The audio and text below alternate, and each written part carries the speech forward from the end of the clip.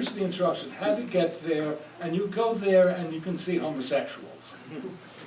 I could not have done that. I would have, immediately frontal attack. And it was so beautiful because the guy's name was Roger. He arrived there at the toilet. It was about as seedy as New York gets. And he got there, and when he walked in, there was a bathtub, and the guy in the bathtub and people pissing on him. So he says at one point he had to go to a bona fide, as he called it, a bona fide toilet, because he had to urinate. And he got into the toilet, and there was someone sitting on each stall. So he asked him to get up, but he refused. So he went over to a sink, and he started to piss in the sink. And when he did that, one of the guys jumped off the stool and ran over and put his mouth in. And then Roger ran out. He told us this story the next day, and Ed, with a straight face, just listened to it, and I thought, I could never have done that. Ed was right. It was a perfect put down. I knew this was going to be a good panel. All right, I have tons of questions, but I think you guys probably have very good ones as well, and we only have about 20 minutes left, so I know there's some great questions out there. So I think we can hear audience members pretty well if they speak up pretty well. So if we end up not being able to hear you, we'll pass the mic around. But let's do some Q&A, because there's probably some great questions from the audience for individual panel members or the whole. So show hands if you're ready. Yes. Hey, Debbie. How's it going? Good to see you. Question for all of you all in terms of advice for current activists and writers in the Trump era. Do you have any advice for us in terms of how we can take over?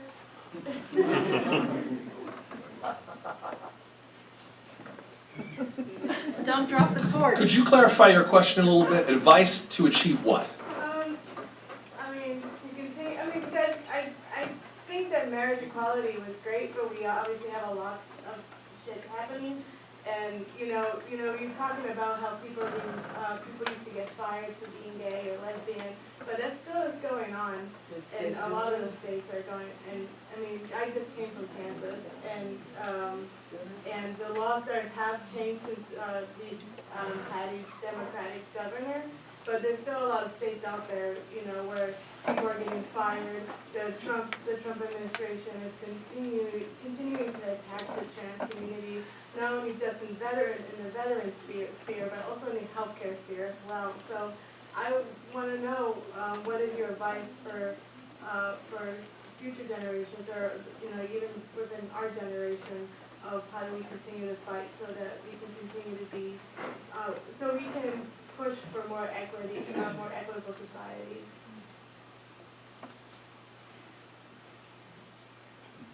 Was that addressed to you? Well, as a journalist, I don't want to know about what fight you're continuing. I want to know about what fight you started.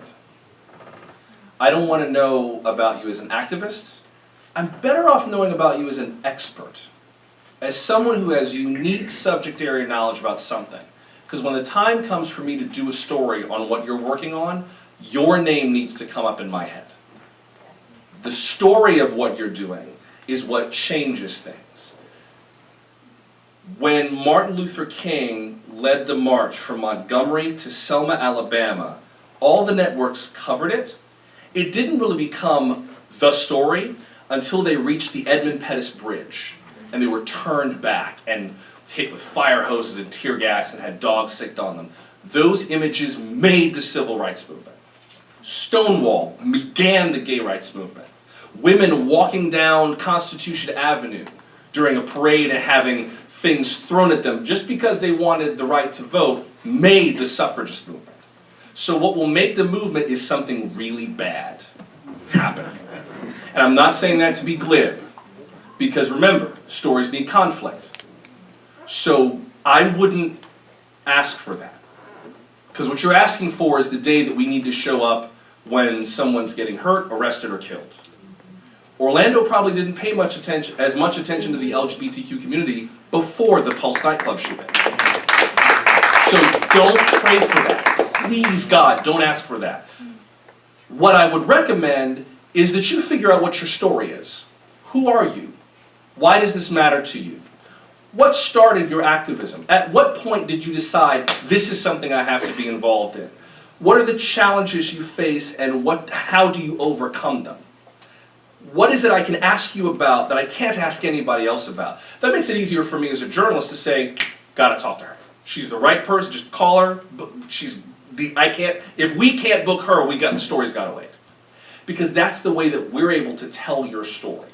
It makes it easier for us to reach you than for us to hear, and we get a lot of these, my name is X, I am an activist with Y organization, and we want you to do a story about Z. No. If you don't know how we work, why should we find out how you work? That's how many newsrooms operate. Asking us to do a story about a subject is not a story. Stories are about someone doing something for a reason. Someone doing something for a reason. Hey, my name is X and I'm with Y organization. Don't know if you heard about this, but there's this person named, and they're involved in, and the cool thing about it is that if they can't make this work, will happen. Who can I talk to about maybe, just chatting with a reporter about that, or just sending you like a one-page bit of information? One page? That is so much easier for us to wrap our heads around, because we know what all the elements are going to be. We got to do an interview with that person. We got to figure out where they're going to be.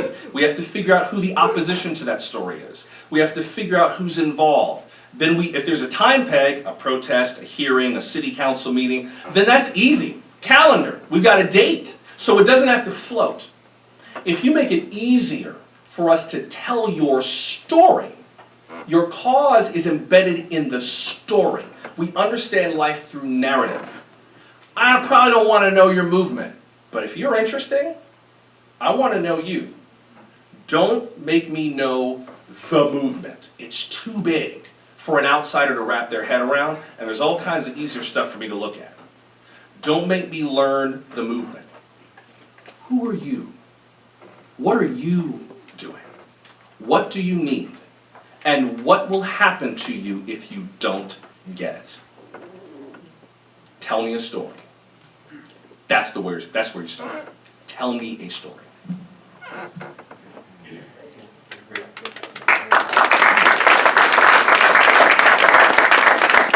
Hi, my name is Silverstein, and I'm a local activist. And so I want to thank you that you're watching the university for this panel. I just want to mention that I met Jose Sarria in San Francisco. He was the first gay American to run for a political office, I believe in 1963 or 64. And also I met Silvia Rivera 25 years ago in New York City. And I have a long conversation with Silvia about the war before, during, and after Stonewall. And I know that Sylvia and Marsha Johnson, they create a START, I believe it's Street Transvestite Action Revolutionary, 1969 or 1970. I just want to see if you have any history or anything to share about Sylvia Rivera or Marsha. We did an hour on Marsha P. Johnson and Sylvia Rivera in 2018. You can find it on our website. It was a documentary that came out called The Death and Life of Marsha P. Johnson, and it features Sylvia Rivera very prominently.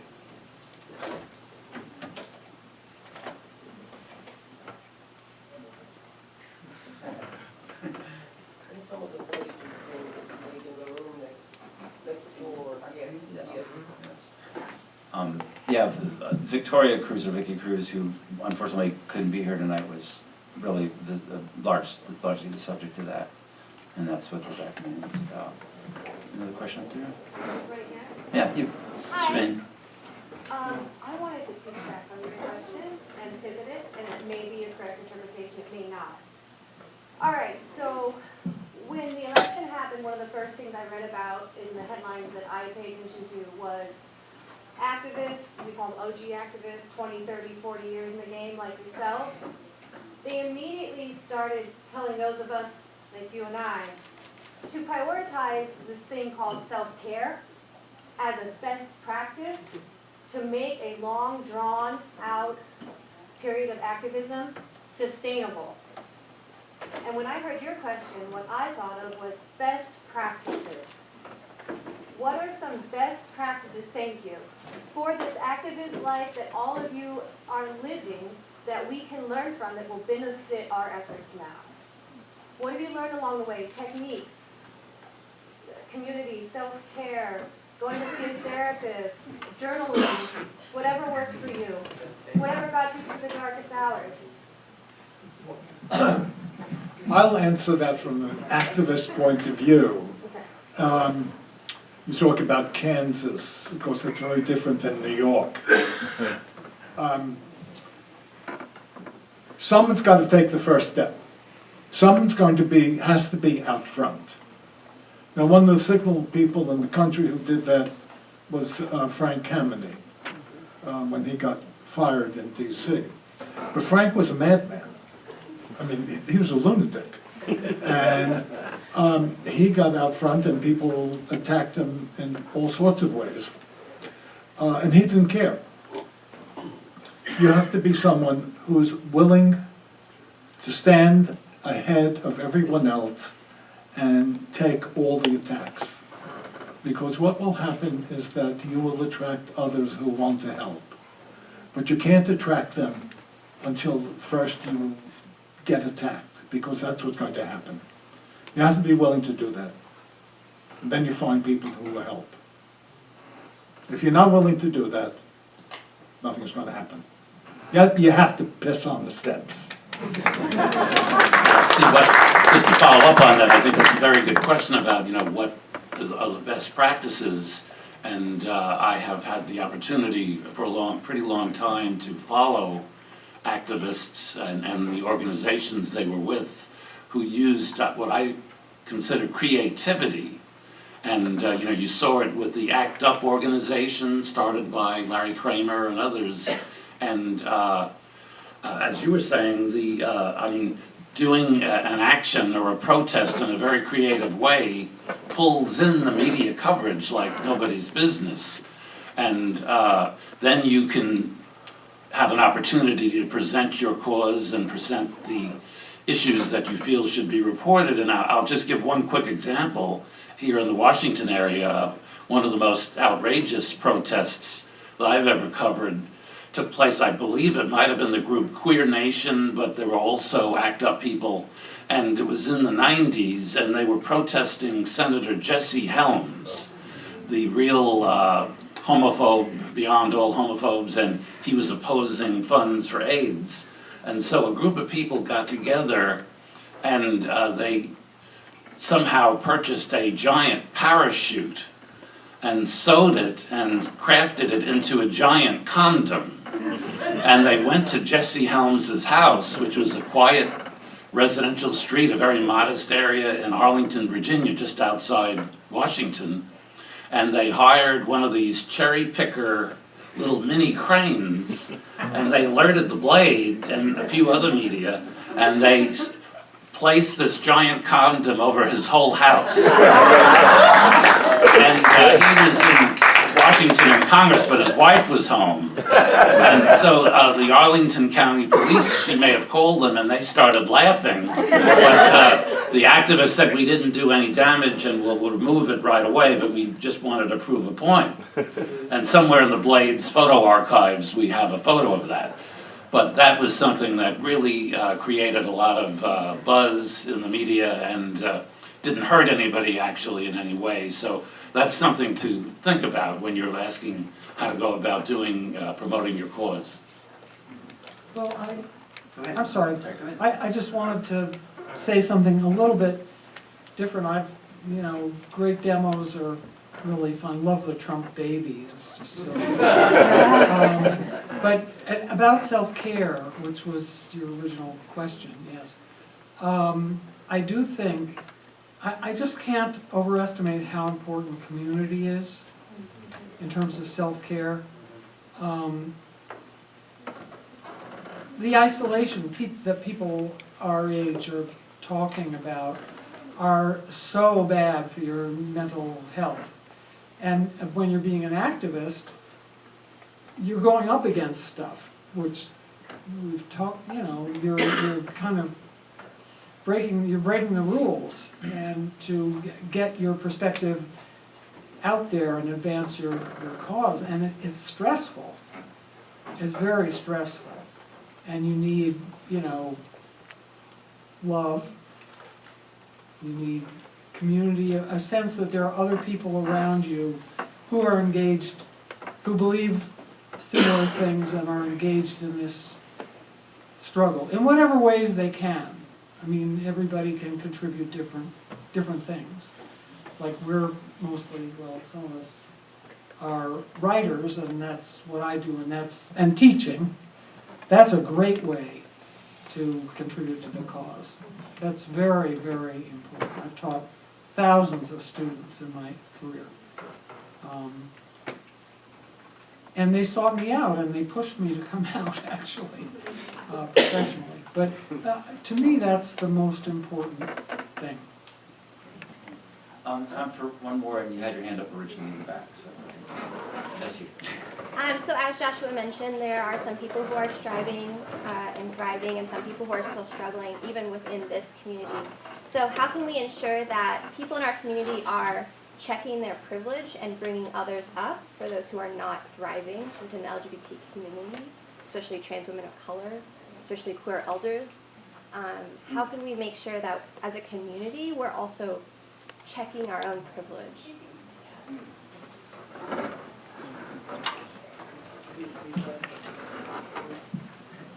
I think, I'll repeat it real quickly. She's just asking what we need to do to make sure that we check our privilege, to, you know, be aware of others that are within our community, if I understand you correctly, who are perhaps less privileged.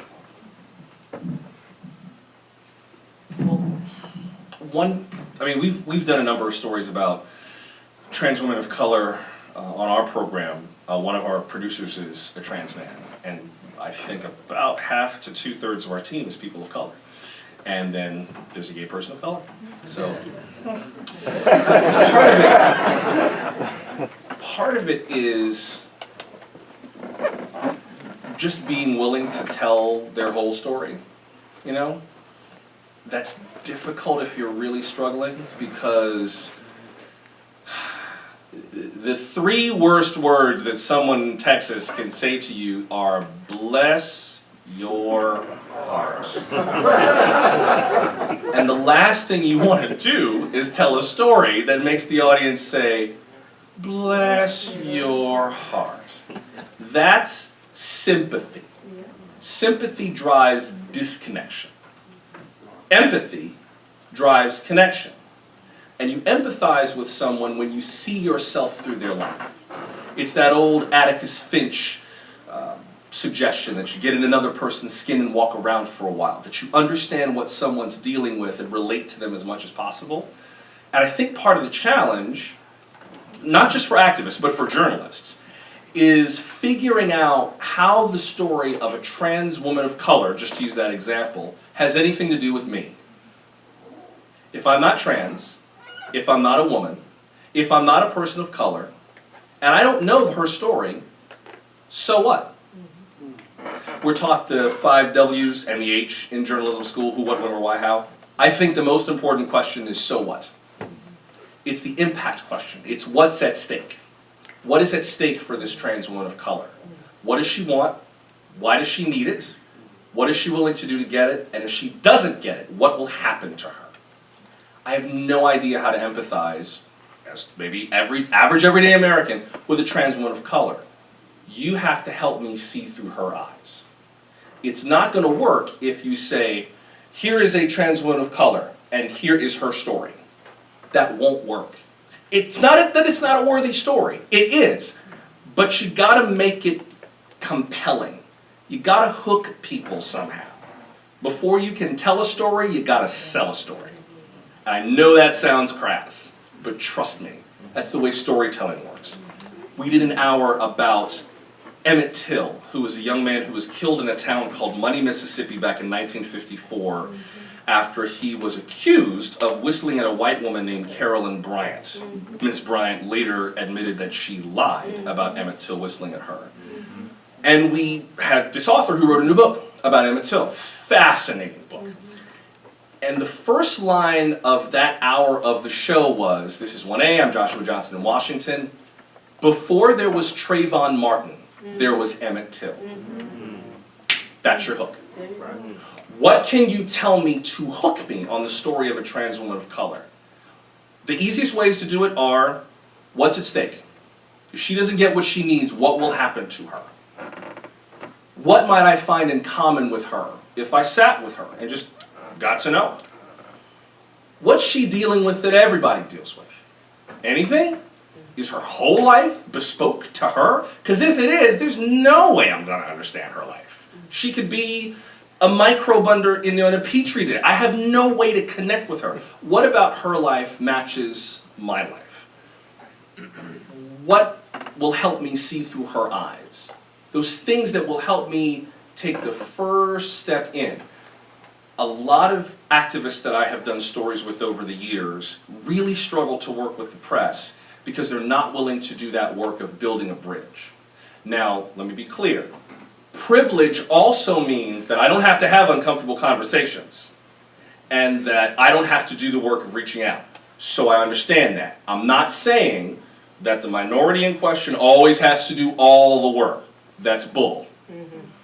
What I'm saying is that for the people who want to generate awareness, who want to generate change, you have to reach out a little and give me something to sink my teeth into. I'd be willing to listen if I knew what I was listening for. Not what I'm listening to, but what I'm listening for.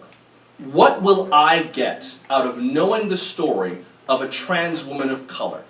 How will knowing her story help me? And don't give me that answer about, well, everybody should care about people, and if you're a good person, let that go. Because as soon as you say, well, if you're a good person, the implication is, oh, so I'm a bad person? Click. What do I get out of knowing her story? Put yourself in the mind of someone who has no way to relate to this woman, who has no way to see through her eyes. What's the first thing you would say to them to make them listen? I'll give you one example and then I swear I will shut up. One of the examples I used to use, I used to teach journalism at UC Berkeley to grad students, and one of the examples I would use when helping them pitch stories is the elevator test. And the elevator test says, imagine that you are coming back to your building from telling this story, and you're running to catch the elevator so you can get to the newsroom on the 20th floor. Someone's in the elevator and you yell, stop, stop, stop! And they stop the elevator and you get in and, oh my God, thank you so much. I gotta get up to work. And they're like, wow, you look like hell. Here's a tissue. Why are you breathing so hard? Oh my God, I just got the best story. I cannot wait to write this. Okay, what's the story? What would you tell them before you got off on the 20th floor that would make them tell someone else? Now imagine that you're getting off on 20, but they're getting off on the 10th floor. What would you omit from your first version of that story to make it equally clear and equally compelling? Now what if you're going to 20 but they're going to 5?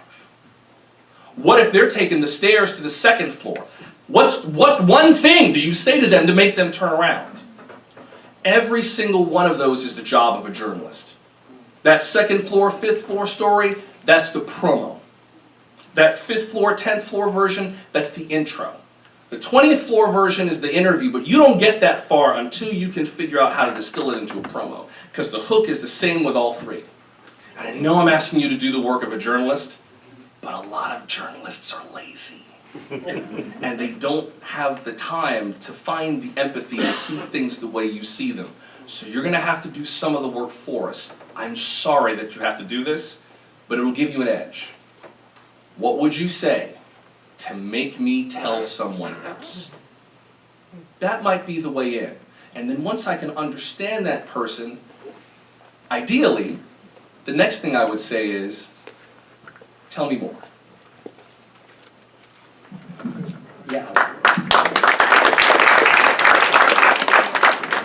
There is no social change that goes on without conflict. If you start with goodness, you will fail because the status quo always wins. You have to create conflict before there can be dialogue. You cannot have dialogue unless the other side believes that they have something to lose if they don't talk with you. So being nice gets you friends, but doesn't get you social change. That's why in New York, when they went into St. Patrick's Cathedral to stop the service, interrupt the Mass on Sunday, and New York hated them for it, they did the right thing because they got the publicity they wanted and they got church people to talk to them.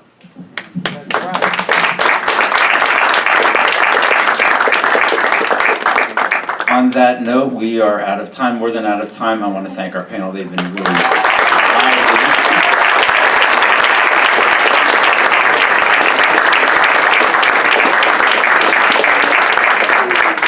If you would like to join us afterwards for the wine and cheese, there's a lovely blue-shirted young folks out there who would be glad to help you out with that.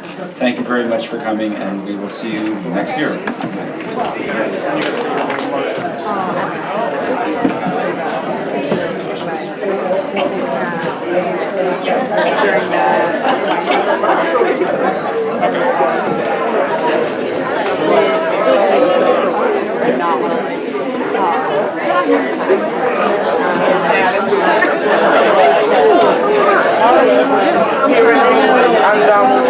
Nice to meet you. Who are you with? Long time.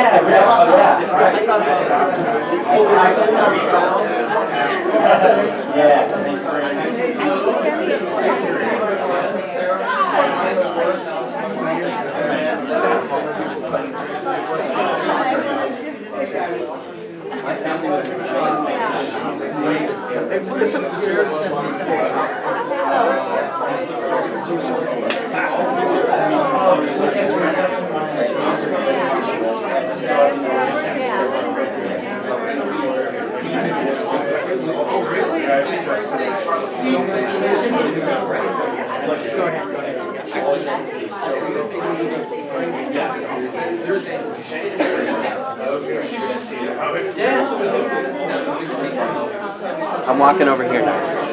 Hi. I didn't know you were here. Of course. Good. Have you seen the photos yet? I haven't either. We should go over there. Are you waiting for someone? No? Absorbing what I just listened to. That was a cool talk. I gotta say though, the one 2 years ago, oh, it's my favorite. I worked with. And there's just a ton of psychology. There are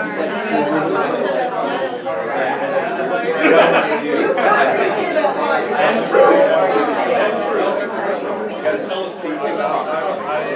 so cool.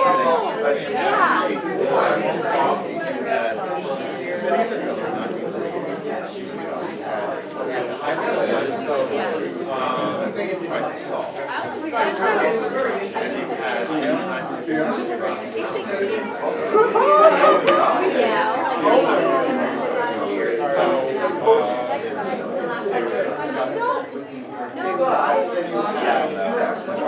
Yeah, that's what I